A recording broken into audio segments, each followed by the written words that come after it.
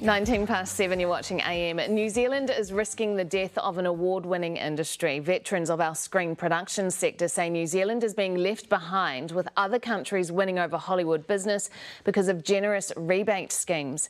It comes as post-production giant Weta Digital faces more than 250 redundancies after their American partners cut ties last week.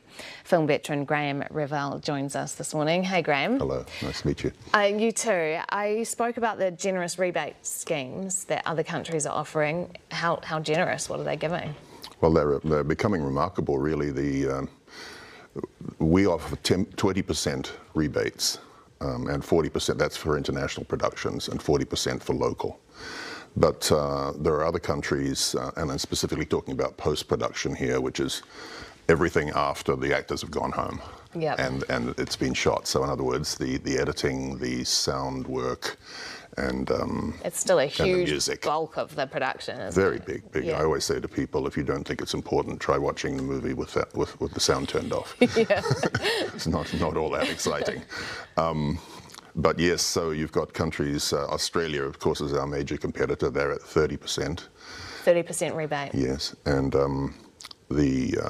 France is up to 50 now. Wow. And it's important to speak that it's not a grant. It used to be called a grant right up to last year, which tends to make everybody think, oh, it's free money. It's just being thrown at the film industry, but it's a rebate. So in the last 10 years, we have, the industry has been worth $5 billion to New Zealand, and we've given back a rebate of about $1 billion. So net $4 billion. Yeah. A lot of money. Yeah, so it doesn't necessarily cost us. Like, we don't get as much as perhaps we could do, but it's not costing us. In fact, it's, as you say, making us money to have the films produced here. Yes. What is in it for New Zealand, apart from that money? Why should we up our rebate, if that's what you think we should do? Well, for a start, if you just take the film, the people in music who are involved in film, and also the gaming industry, which of course is a massive grower, you've got probably somewhere between 15 to 25,000 people. That's their major employment. But when you look at these numbers, you've also got a lot of indirect employment, people that drive the trucks, people that build the sets, all this kind of thing. It's not their main job, but it's a big part of their income.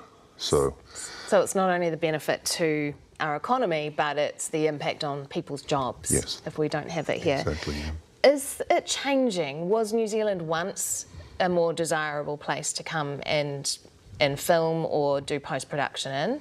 And is that changing, or have we never really been competing with the likes of Australia and France? I think we were competitive for a while, and particularly we had the advantage of our amazing scenery with Lord of the Rings. But you know, once Game of Thrones came along, things changed a little bit. That became grimmer, darker stuff became more popular. So everybody else decided, well, this is a good idea. Let's up our rates, and we didn't.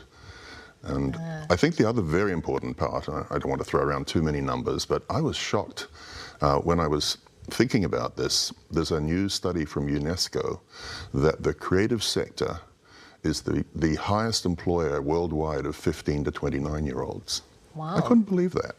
It just doesn't seem right, but this is the sector that we need to address and catch up with. So what's your message for government then? What can they do to be more desirable here in the film industry? Well, I think we have to look very seriously at our competitors, because it's not a level playing field.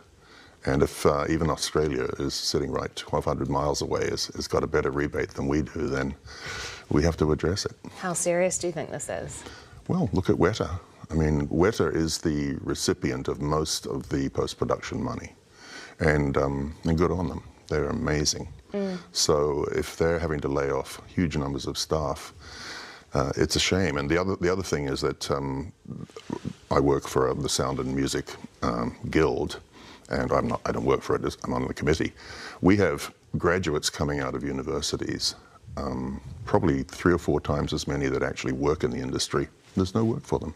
God, sad. But they end up in minimum wage jobs. It's a real shame. 7:23, that's film composer Graham Revell. Thank you very much for your time this morning. Thank you. Thank you.